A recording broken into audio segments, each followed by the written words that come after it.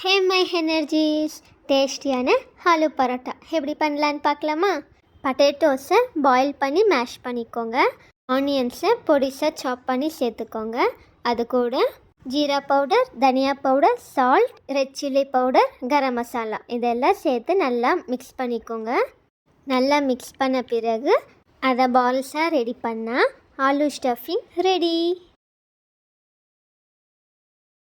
ஒரு பவுலில் வீட் ஃப்ளோர், சால்ட் அண்ட் ஆயில் சேர்த்து நல்லா மிக்ஸ் பண்ணிக்கோங்க.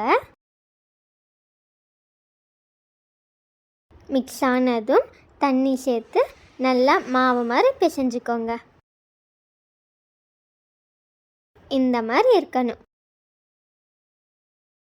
பாருங்கள் எவ்வளோ சாஃப்டாக இருக்குது. கொஞ்சமாக மாவை டஸ்ட் பண்ணிவிட்டு நம்ம பிசைஞ்சு வச்ச மாவை ஒரு வாட்டி நல்லா மிக்ஸ் பண்ணிக்கலாம். மிக்ஸ் பண்ண பிறகு உருட்டு உங்களை சொல்லங்க, மாவை சொன்னேன்.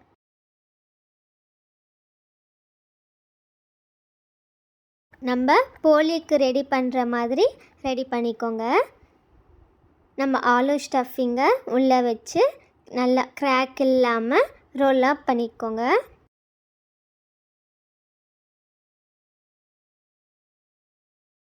நம்ம சப்பாத்தி கட்டையில் உருட்ட மாட்டோம்.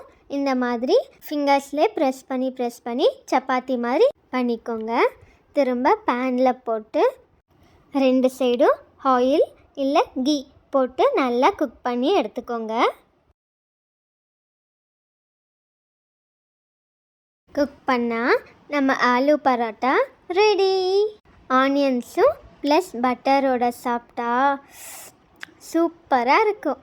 இதே மாதிரி நீங்களும் வீட்டில் ட்ரை பண்ணி எப்படி இருக்குன்னு கமெண்ட்டில் சொல்லுங்கள். மறக்காமல் லைக் பண்ணுங்கள், ஷேர் பண்ணுங்கள், சப்ஸ்கிரைப் பண்ணுங்கள். பக்கத்தில் இருக்கிற பெல் பட்டனை தட்டிடுங்க.